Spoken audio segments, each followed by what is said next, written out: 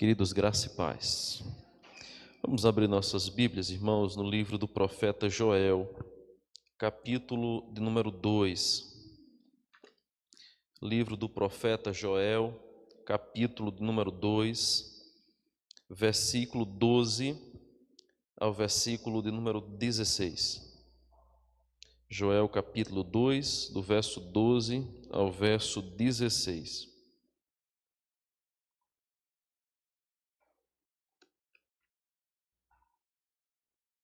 Aliás, até o 18. Joel 2, do 12 ao 18, para que a gente tenha uma compreensão um pouco melhor. Todos acharam? Diz assim a palavra do Senhor. Ainda assim agora mesmo, diz o Senhor, convertei-vos a mim de todo o vosso coração, e isso com jejuns, com choro e com pranto.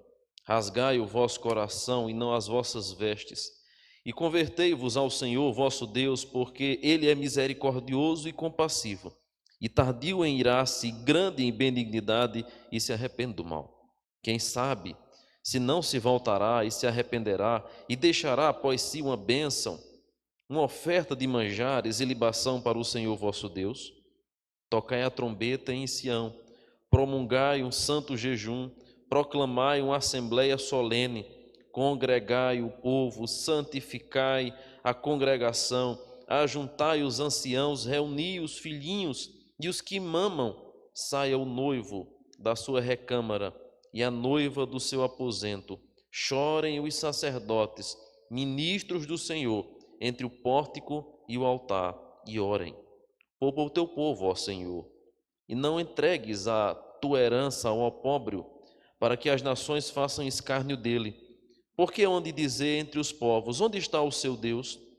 Então o Senhor se mostrou zeloso da sua terra, compadeceu-se do seu povo. Amém. Vamos orar nesse instante, pedir ao Senhor que fale ao nosso coração. Nós não vamos trabalhar esse texto apenas, nós vamos ver vários textos, retornando ao nosso tema, ira, arrancando o mal pela raiz.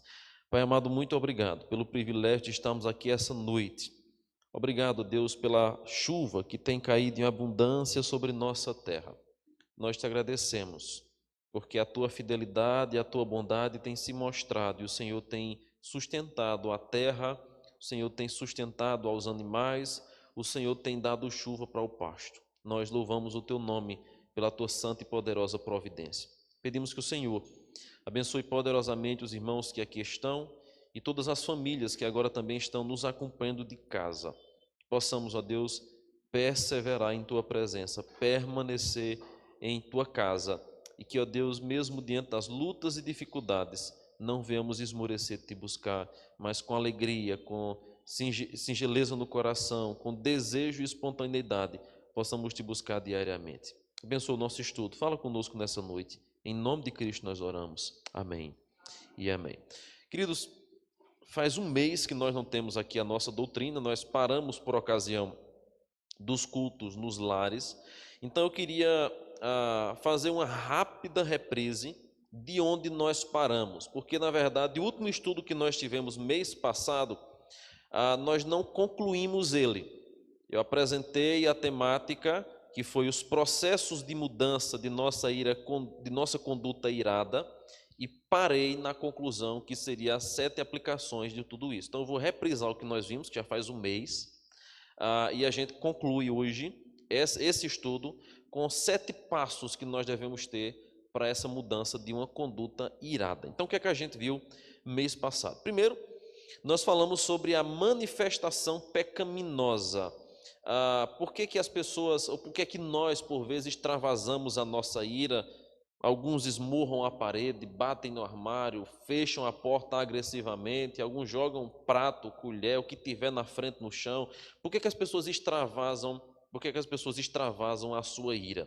E a gente então viu que a manifestação pecaminosa, ela é uma realidade para muitas pessoas, se não para todas. E a gente então viu aí alguma coisa a respeito do que extravasam a ira e dos que silenciosamente suprimem a ira. Vimos os dois aspectos, porque há duas reações diante das circunstâncias que nós podemos ter. Alguns extravasam e explodem. Prato no chão, na parede, murro na porta, no carro, seja lá onde for. Alguns suprimem.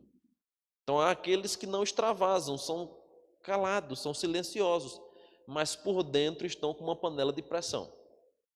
Estão fervilhando de raiva, de ira, de rancor, de ódio, de maledicência, de tudo que você possa imaginar.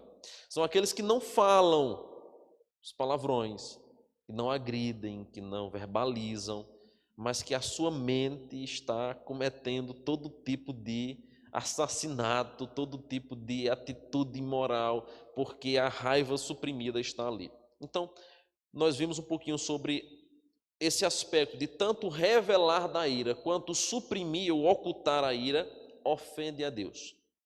Ofende a Deus. Assim como o pecado do adultério que o próprio Cristo condena.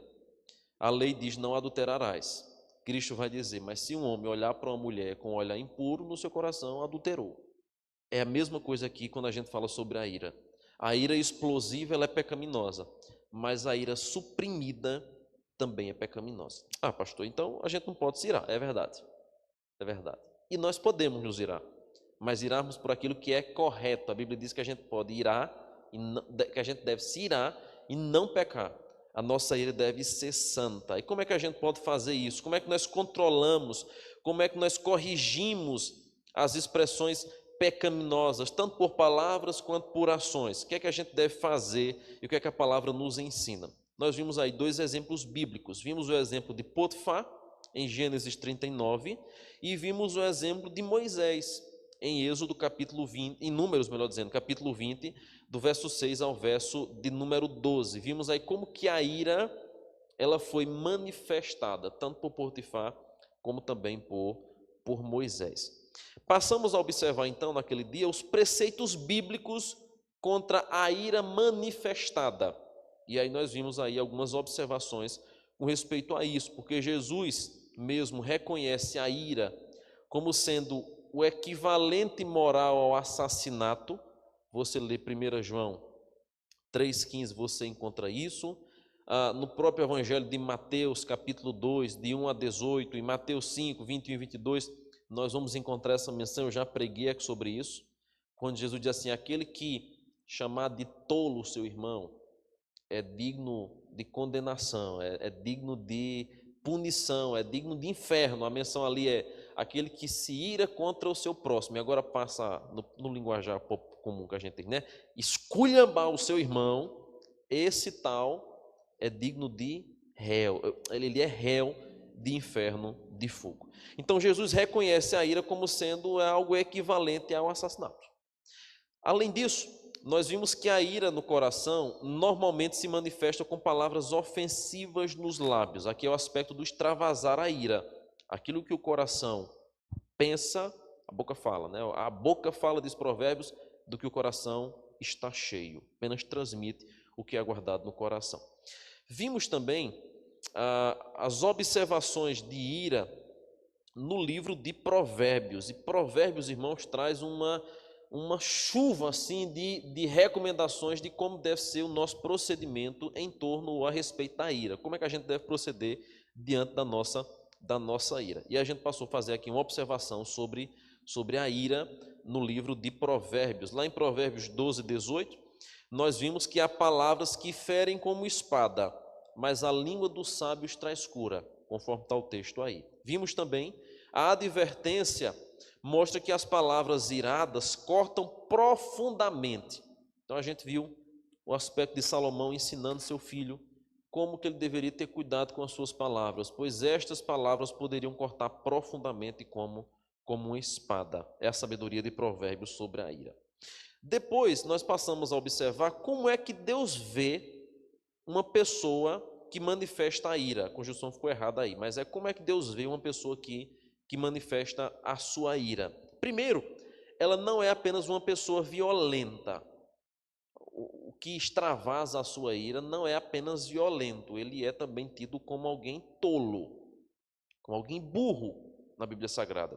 Aí a gente viu o texto de de Provérbios que fala um pouquinho sobre isso, Provérbios 14, né? O sábio é cauteloso e desvia-se do mal, mas o insensato encoleriza-se e dá-se por seguro.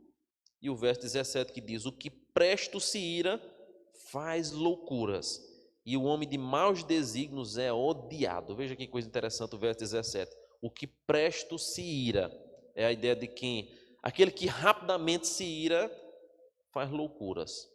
É o que a gente diz assim, o esquentado, né? Aquele que é esquentado. É aquele que faz loucuras, e o homem de maus desígnios, ele é odiado. Então, a Bíblia vai nos mostrar, especialmente no livro de Provérbios, que o homem irado, o iracundo, ele é comparado também a um tolo. Vimos também a descrição da ira em Provérbio, como essa descrição nos é dada. Lá em Provérbios 14, verso 29, nós vimos que o longânimo é grande em entendimento, mas o de ânimo precipitado exalta a loucura. Aí eu frisei bem esse aspecto aqui. Aquele que tem o ânimo precipitado, aquele que se ira facilmente, ele não apenas é louco, mas ele exalta a loucura. Então veja como Provérbios trata esse aspecto da ira no homem tolo. Passamos a observar o que diz Provérbios 16, quando aquele que controla a sua ira, ele é mais forte do que um homem que conquista uma cidade. É o aspecto aí de como aquele que consegue se controlar, como aquele homem que é paciente, a pessoa que é paciente, ele é mais forte do que um guerreiro, conforme diz Provérbios 16, versículo 32. É o slide seguinte, Lucas. Isso aí, muito bem. Vimos também, em segundo lugar, como que esse homem ele é considerado como uma cidade sem muros, Provérbios 25, 28, o irado, aquele que não consegue se dominar, ele é como a cidade com seus muros derrubados. E aqui, nesse aspecto, eu frisei para os irmãos como que essa imagem de uma cidade cercada, ela é útil para a nossa vida, para nos exortar, inclusive, a respeito das ciladas do diabo, pois a cidade sem muro era vista como uma cidade desprotegida. E aquele que vive sem controles é alguém que está dando brechas para a ação do maligno na sua vida. Então nós vimos também esse aspecto aí. Caminhando para o fim, nós vimos o aspecto do extravasar da ira. Provérbios 29, 22. O homem irado provoca brigas, e o de gênio violento comete muitos pecados. O irado é aquele que não apenas comete o pecado de extravasar a sua ira, mas uma sucessiva atitude pecaminosa vai permear a sua vida. Ele não vai apenas cometer um pecado, ele vai cometer vários pecados oriundo de sua ira. Vimos então como que deve ser o procedimento com o irado. Provérbios 22, 24 e 25. Não se associe com quem vive de mau humor. Que coisa curiosa, né? Não se associe com quem vive de mau humor. Nem ande na companhia de quem facilmente se ira. Do contrário, você acabará imitando essa conduta e cairá em armadilha mortal. Provérbios 22, 24 e 25. Coisa extraordinária. Não ande com mal-humorado, nem também com quem facilmente se ira. Não ande. Você vai acabar se dando mal. E a gente então concluiu o nosso estudo, vendo quais outras recomendações Provérbios traz a respeito daquele que extravasa a sua ira. Provérbios 19, 19. O homem de gênio difícil precisa do castigo, e se você o poupá-lo, terá que poupá-lo de novo. Nós terminamos falando desse aspecto aí de que, em casos de que algumas pessoas que recorrem à ira, estas pessoas devem ser punidas. Nós não podemos abafar o iracundo contínuo. Aquela pessoa, então, eu até usei o exemplo aqui, né? Alguém que enche a cara e quando chega em casa costuma sair quebrando as coisas, fazendo zoada na rua e tudo mais. Nós vamos ter paciência com esta pessoa. Uma vez sim, 2 vezes sim, 3 vezes não. Aquele alguém que costuma extravasar a sua ira deve ser punido.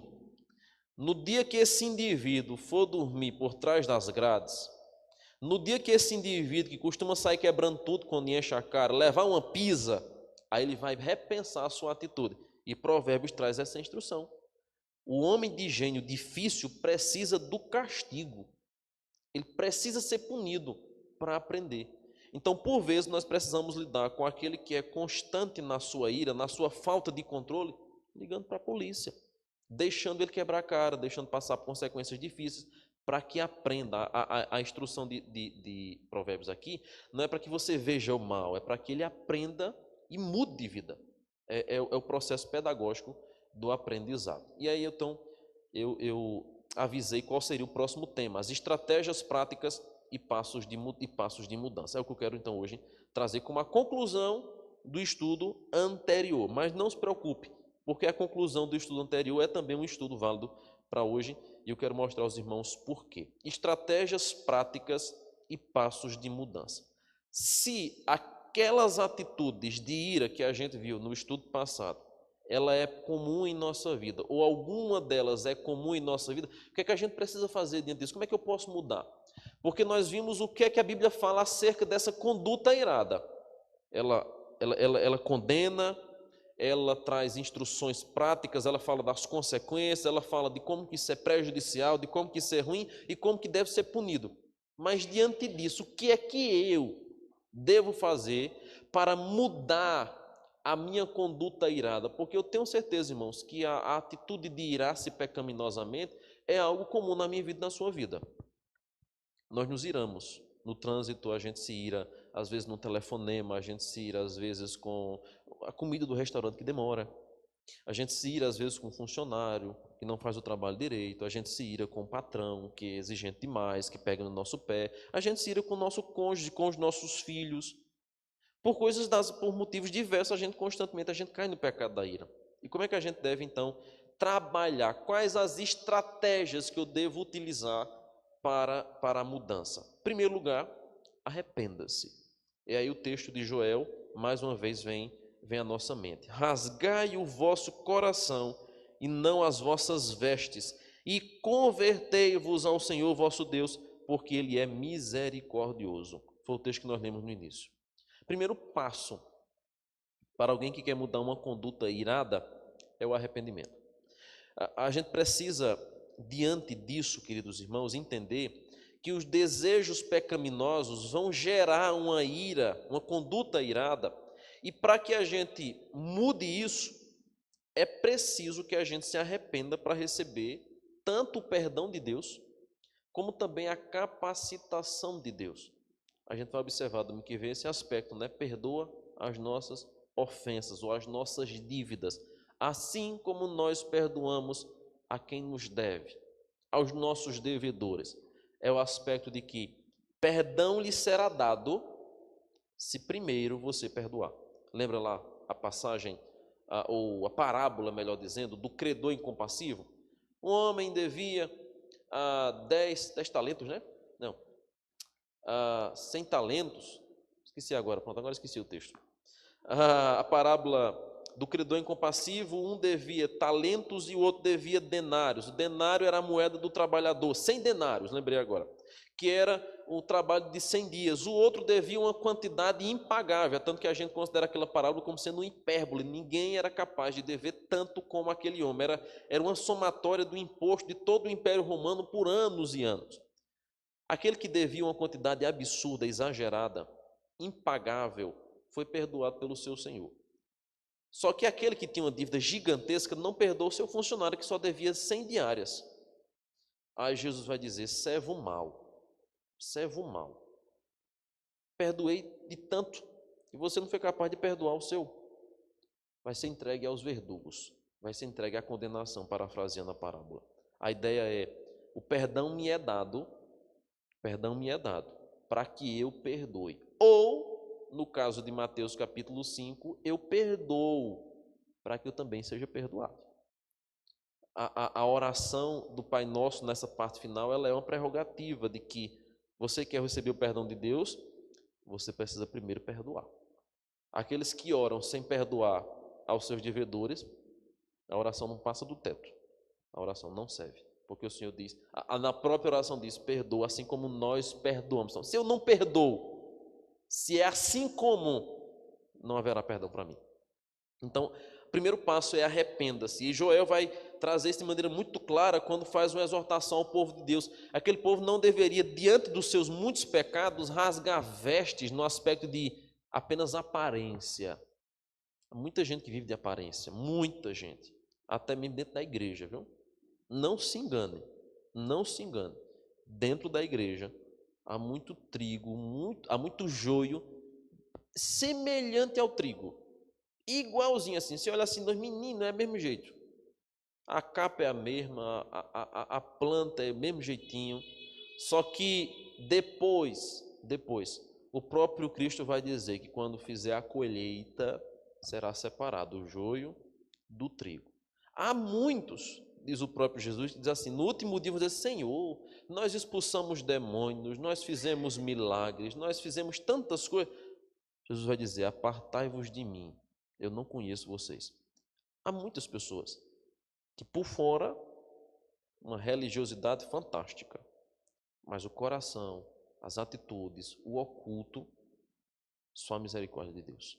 Por isso que a recomendação do profeta Joel ao povo é, deixem de rasgar somente as vestes numa atitude hipócrita.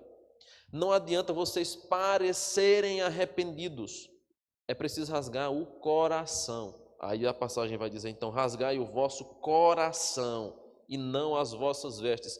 Convertei-vos ao Senhor vosso Deus, porque Ele é misericordioso e compassivo. Há perdão, a misericórdia de Deus, para quem de fato se arrepende dos seus pecados. Então, se a ira tem sido uma prática contínua na sua vida e você tem visto que tem desagradado ao Senhor, tem prejudicado sua vida, que você precisa urgentemente mudar, o primeiro passo é arrepender-se. Agora, arrepender-se genuinamente. Segundo passo é assumir a responsabilidade por sua conduta irada e identifique-a como algo pecaminoso diante de Deus e dos homens. Isso significa, irmãos, que a gente precisa encarar a nossa ira como sendo nossa, por nossa culpa. Parar de culpar a nossa ira pelos outros, porque a gente tem esse velho costume da síndrome de Adão. Por que você soube que estava nu, Adão? Quem te fez saber que estava nu? Ah, Senhor, eu ouvi a tua voz no jardim e tive medo porque eu estava nu. Quem te fez saber que estava nu? Acaso comeste da árvore que eu te ordenei que eu não comeste? Não, eu não. Foi a mulher que o Senhor me deu, ela comeu primeiro, me seduziu e eu também comi. Mas a culpa não é minha não, a culpa é dela que comeu primeiro. A síndrome de jogar a culpa para o outro. A gente faz muito isso com respeito à nossa ira. Eu estou irado porque você me faz pecar. Porque você me faz irado. É bem verdade que a Bíblia diz que a gente não deve provocar a ira. Lá a gente tem um texto muito claro, especialmente em Efésios, quando diz, não provoquei os vossos filhos a ira. Pais, não provoqueis os filhos a ira. Nós podemos, de fato, provocar a ira no outro. Mas de maneira nenhuma, a nossa resposta irada à provocação do outro vai ser somente culpa do outro. Não. E a gente vê aqui como exemplo o próprio Cristo. Quem mais foi insultado e provocado a ira senão o próprio Cristo? Rasgaram suas vestes, colocaram uma coroa de espinhos, escreveram sobre a cruz em uma plaquinha Rei dos Judeus, disseram a ele, desce daí se tu de fato és o Filho de Deus. Ele teve sede, pegaram lá um caniço embebecido em vinagre. Algumas traduções tratam como fel, já expliquei aqui a natureza desse material e por que aquilo era usado, aonde aquilo era utilizado, normalmente em banheiros públicos. Embebeceram assim no esponja e deram na sua boca. Depois, uma série de zombarias, de atitudes incrédulas diante dele. Qual foi a reação dele? Pai, perdoa porque não sabem o que fazem. Se o nosso modelo é Cristo, se Paulo vai dizer em Filipenses 2:4, tende em vós o mesmo sentimento que houve em Cristo, como deve ser a nossa reação à provocação à ira? Misericórdia, com sabedoria. Então, a gente precisa assumir a responsabilidade por nossa ira, Se eu estou irando, se eu estou me irando indevidamente, se eu estou me irritando facilmente, o problema não é só os outros, não. Eles podem até ter culpa no cartório e vão prestar conta diante de Deus por isso. Mas tem alguma coisa errada em mim. Então, o segundo passo, como estratégia para mudar a nossa conduta irada, é identificar a nossa ira como sendo algo pecaminoso. Até porque, irmãos, tal ira ela é ímpia. Ela é contrária a Deus, ela desagrada a Deus e é contrária ao propósito de Deus para a nossa vida. Não é amorosa. A ira extravasada, ela nunca é amorosa. Ela prejudica os outros, ela traz prejuízo nos relacionamentos, traz prejuízo espiritual para todos que estão ao nosso redor. Veja, por favor, agora o texto aí de Provérbios 12. Mais uma vez, vamos voltar para Provérbios, pois Provérbios é uma fonte inesgotável de instrução a esse assunto. Provérbios 12, verso 18. 12, 18. Alguém há cuja tagarelice é como pontas de espada, mas a língua dos sábios é medicina. Alguém há cuja tagarelice é como pontas de espada. Há daqueles que falam tanta baboseira, tanta bobagem, que a sua língua é como ponta de espada. Mas a língua dos sábios é medicina. Provérbios 29, 25. 29 e 25.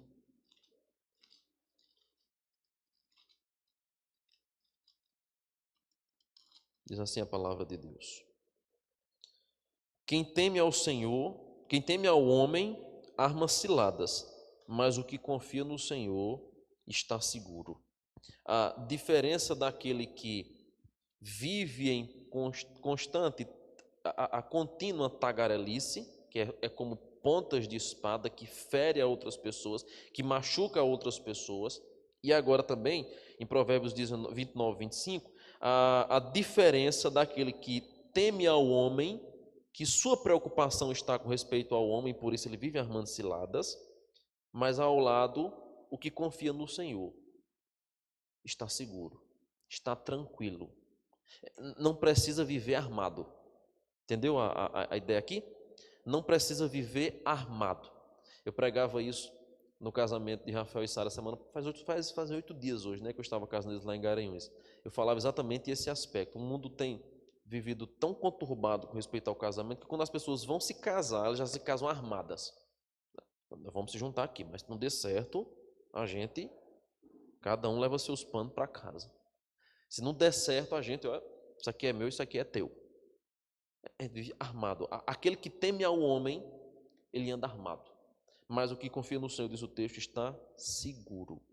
E isso se aplica, claro, a todos os aspectos da vida. Relacionamento, conduta irada, procedimento para com o próximo, maneira como nós agimos para com o nosso irmão, a aplicação ela é diversa. Então, o que gera a ira pecaminosa? O que gera a ira pecaminosa?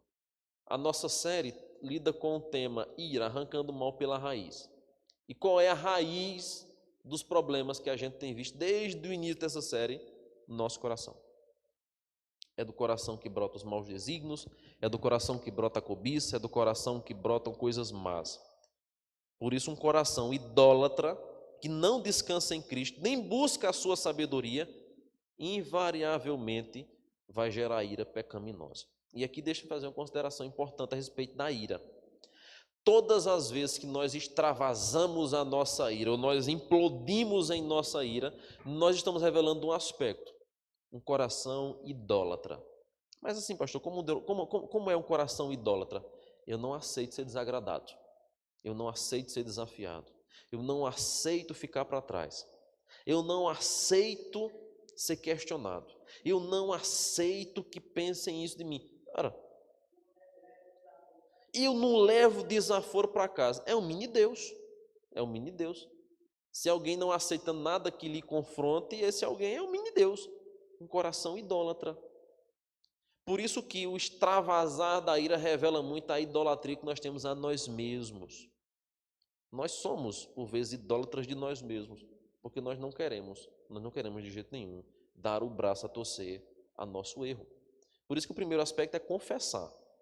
Segundo aspecto que a gente, então, passa a observar é assumir a responsabilidade. E a gente falha, irmãos, a gente erra. E a gente precisa assumir isso, porque caso contrário, a gente está demonstrando que a gente tem um coração idólatra, a gente se acha demais. Isso é um pecado, sério. Terceiro aspecto, confesse, arrependa-se, assuma a responsabilidade, mas também confesse essa conduta irada diante de Deus e diante dos homens. Confesse esse aspecto. Uma vez que você percebe o que realmente são as suas palavras e as suas ações iradas, você deve confessar, deve renunciar a elas como sendo algo maligno. Provérbios 28, versículo 13. Veja lá, por favor. 28, 13. O que encobre as suas transgressões jamais prosperará, mas o que as confessa e deixa alcançará misericórdia. Aquele que vive no pecado, cobrindo as suas transgressões, a Bíblia jamais prosperará. E aqui, por favor, entenda esse aspecto, prosperará, não apenas como algo financeiro, tá? Para algumas pessoas, de fato, essa punição pode vir na prosperidade. Mas normalmente não é em prosperidade financeira apenas que o texto se aplica. Até porque, se a gente for observar esse aspecto aqui à luz da corrupção política, isso é uma contradição.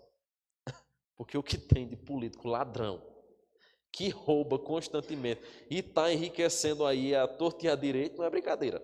Então, como é que aquele que encobre as transgressões, os seus muitos roubos, continua prosperando? Então, a palavra de Deus está mentindo? Não está. A prosperidade da Bíblia Sagrada nem sempre ela é financeira. Nem sempre ela é financeira.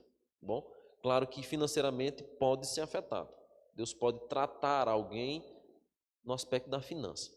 Mas há muitas pessoas que sofrem com a falta de prosperidade em outras áreas. Em uma delas, na família. Né? Deus faz com que essa sua contínua transgressão seja resultado no fracasso de sua família, seu casamento, na sua própria realização pessoal. Muitas pessoas que quanto mais conquistam, mais têm dinheiro ilicitamente, mais vivem infelizes, mais vivem sem propósito, entende? Enfim, há uma ruma de aplicações aqui que eu não queria adentrar nesse aspecto apenas. Além disso, nós temos o aspecto do Salmo 51, versículo 4. Salmo 51, versículo 4. Eu não vou ler todos os textos que estão aí, tá? Os irmãos podem conferir em casa depois, são vários que a gente coloca sempre. Pequei contra ti somente, e fiz o que é mal perante os teus olhos, de maneira que serás tido por justo no teu falar e puro no teu julgar. Aqui nós temos o confessar. Confessar. O reconhecimento de que pecou, o confessar de que pecou. Aqui, irmão, deixe-me fazer aqui uma outra demonstração de como é que isso acontece. Não há coisa pior do que alguém ser descoberto no seu pecado. É constrangedor, traz prejuízo, traz escândalo muitas vezes. Só que é ruim. Eu, particularmente como pastor, acho horrível disciplinar alguém que foi descoberto no seu pecado. É terrível. É terrível em dois aspectos. Primeiro, que a disciplina nunca é boa.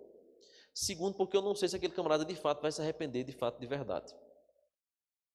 Ele poderá apenas, com remorso das consequências do seu pecado publicado, ali gerar uma falsa aparência, mas continuar com o desejo pecaminoso no seu coração. O ideal bíblico e perfeito é aquele que peca, reconhece que pecou e vai lá diante da sua autoridade e diz o seguinte: olha, eu pequei. Eu não deveria ter feito assim, eu estou aqui arrependido. Esse sim. Aquele que se arrepende, que confessa o seu pecado e abandona, esse alcançará de fato de Deus a misericórdia, porque é um arrependimento genuíno. Reconhecimento. É alguém que diz assim: olha, eu reconheço que eu tenho desagradado ao Senhor, eu reconheço que eu estou pecando, eu reconheço que eu estou escandalizando, que eu estou fazendo. Alguém que diz assim: eu reconheço. É a melhor coisa do mundo, é essa. A melhor disciplina que tem de aplicar é esta pessoa. Porque ela voluntariamente reconheceu o seu pecado, procurou urgentemente mudança.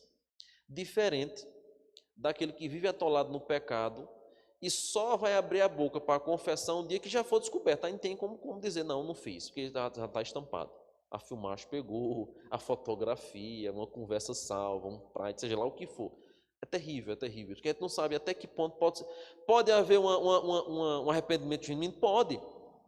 Davi foi pego no seu pecado. Foi pego no seu pecado. O profeta Natan foi lá e disse: olha, tu pecaste. E de fato houve um arrependimento genuíno. Mas em muitos outros casos, o que nós encontramos é um desabono. Veja, por exemplo, Veja, por exemplo, o jovem rico, né? Ele vai até Jesus e diz: o que é que eu faço para ser salvo? Jesus: vende tudo o que tens, dá aos pobres. O preceito de Cristo é: todo mundo tem que ser pobre para entrar no reino do céu. Todo mundo tem que ser comunista agora. Divide tudo com todo mundo. Não, é porque no coração dele a sua riqueza era um ídolo. E Jesus diz: deixe de lado esse ídolo e me siga. Os preceitos da lei todos ele já observava, mas este aspecto ainda era algo idólatra para ele. Era um ídolo no seu coração. E ele então saiu entristecido, porque Jesus atacou e foi diretamente no ídolo que havia ainda na sua vida. Então, há possibilidade de uma pessoa que é pega no seu pecado de fato se arrepender? Sim, mas há muitas que apenas sofrem o remorso da consequência que isso passou. Há muitos homens que adulteram e não confessam o seu adultério. Somente quando são descobertos, vistos, flagrados, aí dizer: de fato eu fiz. Diante da sociedade, mas é aquela coisa, é onde eu fico com aquela pulga atrás da orelha. Se não tivessem descoberto, até quando ficaria pecando? Será que se arrependeria? Ou ia permanecer nessa prática até o fim da vida? Então, o ideal bíblico é: se a gente peca, a gente deve se arrepender e confessar. Esse é o ideal bíblico. Agradável a Deus. É um reconhecimento de que eu preciso de mudança. Não apenas quando eu for descoberto por outra pessoa. Até porque a minha preocupação não deve estar com os outros. Deve estar primeiramente com o meu Deus. Porque quando eu peco, irmãos, em última instância eu afeto os outros. A primeira pessoa que eu desonro é o meu Deus. Então, a nossa preocupação com o nosso pecado não deve ser os outros primeiramente, deve ser primeiramente Deus. Depois, claro, eu devo satisfação e devo ajeitar, reparar as brechas que talvez eu tenha deixado para com os outros, se eu magoei, feri, traí, seja lá o que for.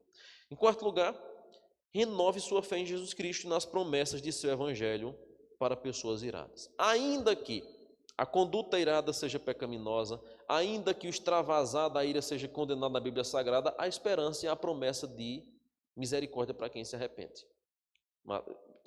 Salmo 51 que a gente viu fala sobre isso, mas o próprio Cristo nos mostra claramente esse aspecto. Aquele que confessa o seu pecado, aquele que abandona o seu pecado. Quantas vezes se deve perdoar um irmão? 7 vezes? Diz Pedro. Não, até 70 vezes 7. O aspecto do que Jesus é aquele que nos purifica do pecado, perdoa o nosso pecado e que inclusive a justa ira que eu e você merecia por conta do nosso pecado, foi plenamente derramada em toda a sua fúria sobre Jesus, Cordeiro de Deus, que, conforme diz João Batista, tira o pecado do mundo. Então, se havia alguém que merecia toda a ira de Deus sendo derramada, esse alguém é eu e você. Mas Cristo assumiu toda essa ira na cruz do Calvário, para que eu e você pudéssemos ter liberdade e vida. Então, nós podemos renovar nossa fé em Cristo na certeza de que tanto o Evangelho quanto as suas promessas para nós nos garante salvação e mudança.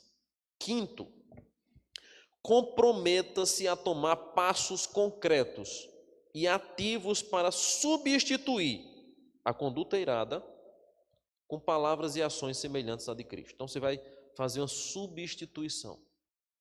Tira a ira, tira a conduta irada de sua vida e substitui por palavras e ações que se assemelham a Cristo Jesus.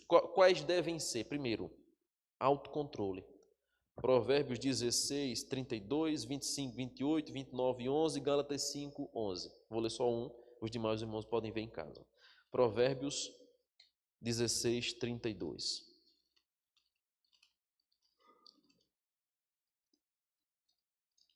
Diz assim a palavra de Deus: melhor é o longânimo do que o herói da guerra, e o que domina o seu espírito do que o que toma uma cidade.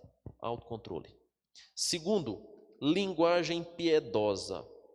Provérbios 10, 19 a 21. Provérbios 10, 19 a 21.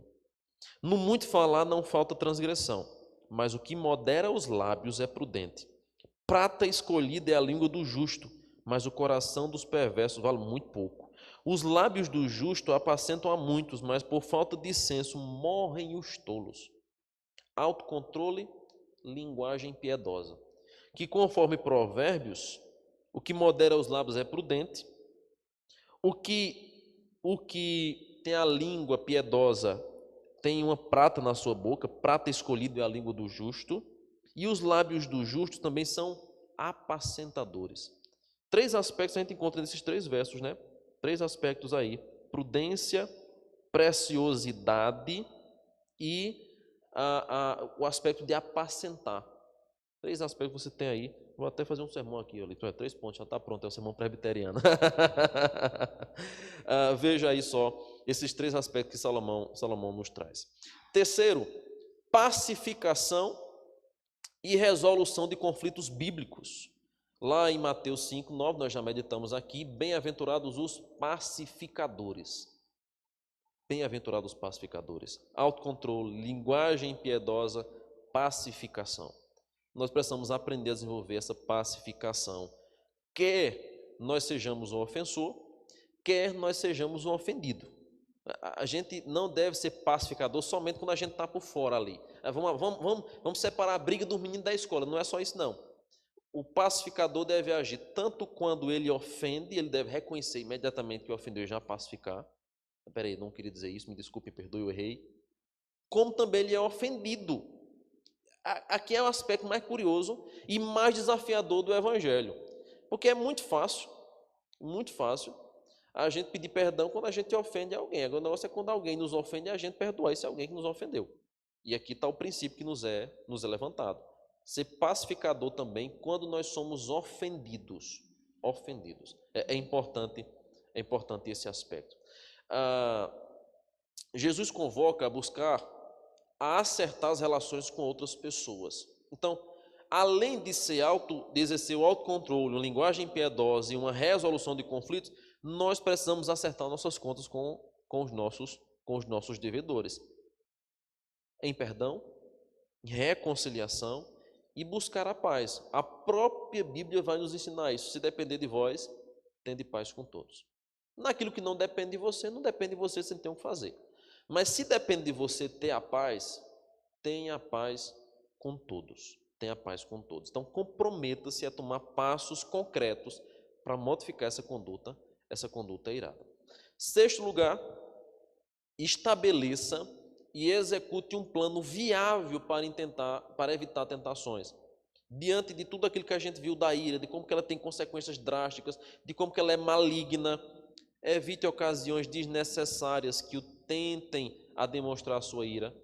Você vai num lugar que você sabe que você vai se estressar. Você vai para o meio de um local que você sabe que vai ter estresse, que você já vai sabendo que vai ter raiva. Você vai fazer o que ali? Evite ocasiões desnecessárias que tentem você a demonstrar a sua ira. Evite. Segundo, afaste-se quando possível e tão depressa quanto possível de situações explosivas. A gente precisa exercer mais o método de José do Egito. Tentação veio, perna para que te quero, foge daquilo, não fica admirando não. Não fica escutando a acusação, escutando os insultos, escutando a conversa que vai fazer você ter raiva. Pega o penha.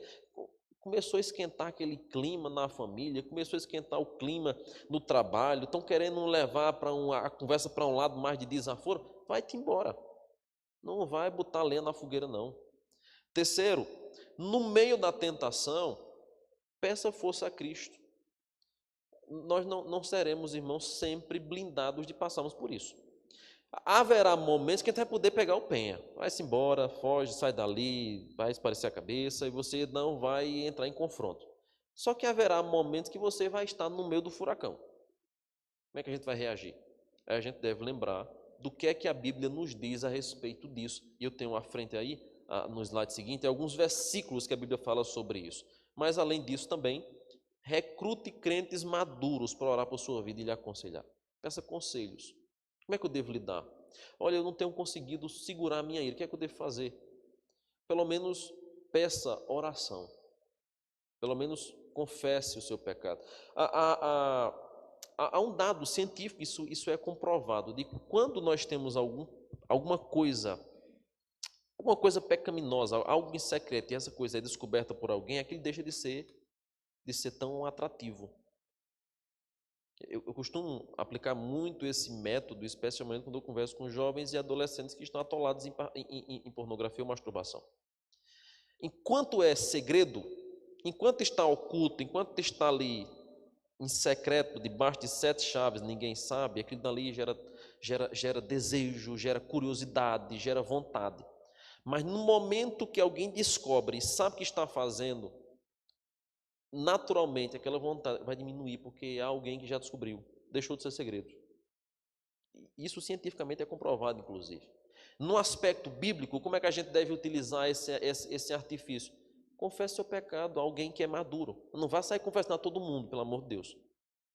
Não vá fazer que nem o irmão lá da vigília. Deus derramou assim o Espírito Santo na vigília da madrugada, todo mundo ficou cheio do Espírito Santo e de repente todo mundo começou a confessar os seus pecados. Todo mundo do começo ao fim confessou os seus pecados. Quando chegou no derradeiro irmão, o pastor disse: agora é a sua vez. O irmão disse: não, pastor, eu não quero confessar o meu não. Confesse, todo mundo já confessou aqui, todo mundo já contou os podres tudo. Nós estamos aqui na unção, o Espírito Santo de Deus está pairando sobre nós. Confesse o seu pecado. Disse: não, pastor, eu não quero confessar não. Pastor, confesse, só falta você. Não quebre o ciclo aqui. Pastor, é porque o meu pecado é que eu não consigo segurar o segredo que eu escuto dos outros. Pronto, acabou-se a contrição de pecado e a confissão. Não vá contar seu pecado para todo mundo. Não vá. Não vá contar seus problemas para todo mundo, porque talvez você possa arrumar um problema ainda maior. Porque tem gente que tem a língua maior do que o corpo, então não conte para todo mundo.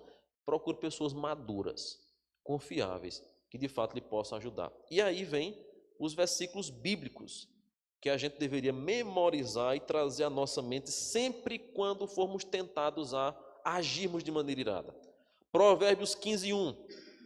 A resposta calma desvia a fúria, mas a palavra ríspida desperta a ira. Provérbios 12:18. Há palavras que ferem como espada, mas a língua dos justos traz cura. Outra diz medicina. Provérbios 29:11. O tolo dá vazão à sua ira, mas o sábio domina-se. E lembre-se de 2 recomendações que Provérbios dá e a gente já leu.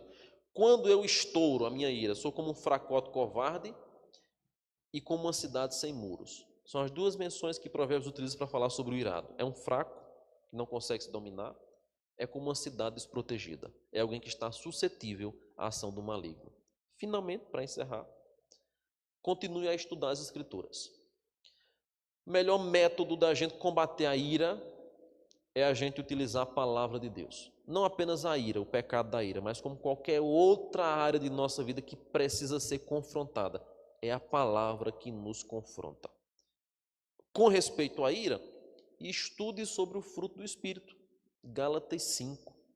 Nós vamos encontrar claramente Paulo falando como é que alguém que é cheio do Espírito Santo evidencia isso na sua vida. E ali você vai ver se aquelas qualidades fazem parte da sua vida ou não fazem. E aí você tem uma resposta automática de como é que está a sua conduta irada. Medite sobre a vida do próprio Cristo, especialmente quando ele passou situações e circunstâncias que foi provocada a ira. Como é que ele reagiu? Veja Filipenses capítulo 2, veja Mateus capítulo 26 para 27, veja especialmente os trechos que falam da sua crucificação, veja, por exemplo, os momentos da sua prisão, quando foram até ele com espada, com porrete, com lança. Veja como ele reage à provocação. Leia a Bíblia Sagrada, bons livros que falam sobre isso, mas, sobretudo, não pare de orar em torno disso. Pastor, a gente hoje aprendeu sobre a ira, vimos hoje as consequências dela e como é que a gente deve agir para com ela. Então agora eu vou para casa, nunca mais eu vou mirar. Não é capaz, que daqui para casa você leva uma topada e fica irado. Se for havaiano e torar o pinguelim, pronto, aí você já vai irado para casa arrastando o pé. É capaz que você ir daqui para casa. O que é que eu vou fazer? Eu vou abandonar? Vou desistir? Não, eu vou continuar orando por isso. Eu vou persistir, eu vou continuar lutando até o Senhor me dar vitória e vencer essa conduta irada que por vezes faz parte da minha vida. Não pare de orar por isso. Não pare de orar por isso. Então são 7 estratégias, a conclusão do estudo anterior. 7 estratégias que a gente deve utilizar para essa mudança de uma conduta irada. Semana que vem a gente vai para outra temática a respeito da ira, caminhando já para o fim dessa série de estudos. Ira, arrancando o mal pela raiz.